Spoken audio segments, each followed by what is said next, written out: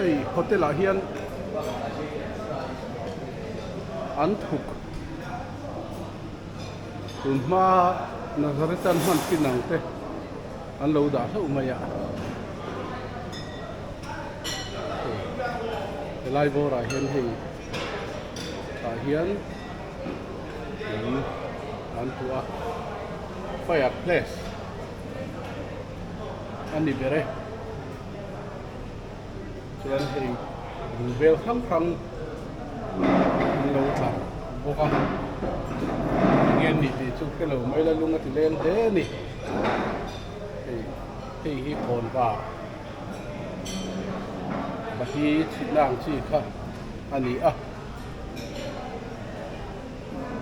heng te pawh hi chei mawi na nia heng te pawh hi kon van chit na ani boka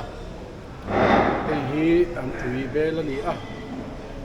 heng te mang hian mari te pawh han tuian chawi ni awm tak ani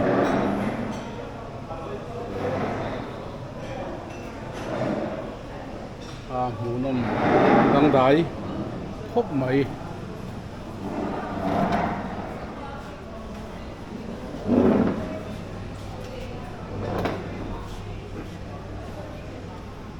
hei pawh bel ani a glass sapa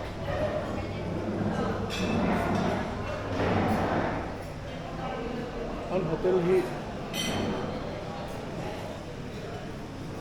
an ti nuam mai a chung te pawh khi mu pul mai a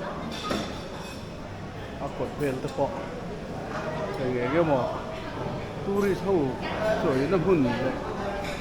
chaw na mun ti taka an siam nuam em mai a hian kan zin muk mai a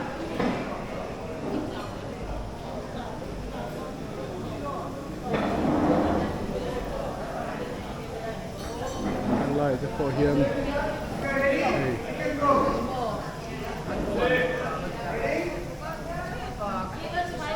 ti hian chok te kan ei zo to a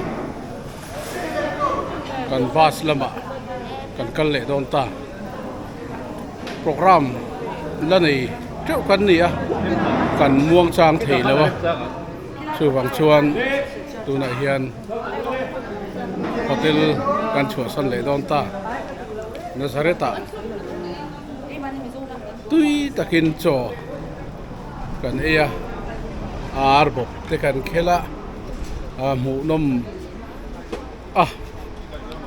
tui em mai ni tuna hian ei Nazaret kholai kan le mek to a heng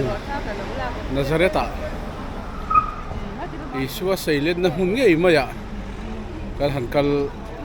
ani a van nei thak tak se tani Nazaret leilung Bible kan hu phin kan han ngai kan han thenga kan han rapa kan ko khat le ni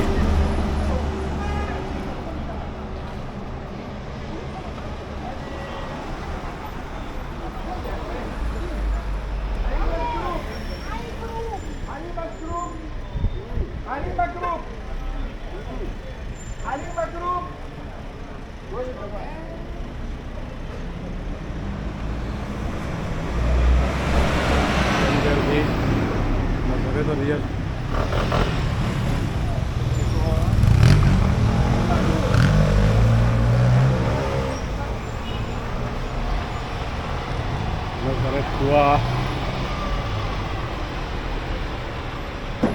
hunam khop mai chang kang kho nuam tak ani Nazaret tua